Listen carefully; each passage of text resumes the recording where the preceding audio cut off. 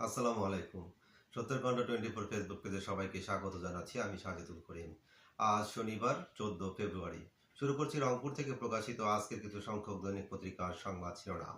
প্রথমে হাতে রয়েছে দৈনিক দাবানল। দৈনিক দাবানলের সংবাদ শিরোনামে রয়েছে অবিস্মরণীয় বিজয়ে 20 বছর পর রাষ্ট্র ক্ষমতায় বিএনপি। দৈনিক দাবানল।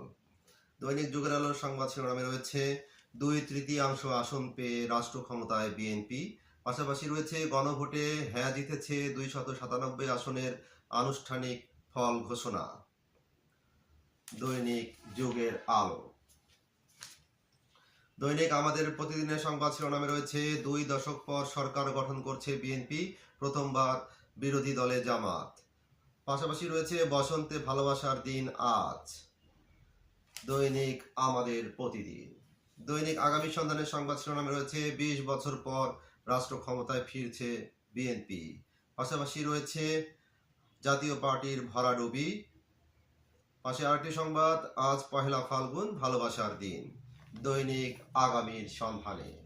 এই ছিল রংপুর থেকে প্রকাশিত আজকের কিছু সংখ্যক দৈনিক পত্রিকার সংবাদ শিরোনাম।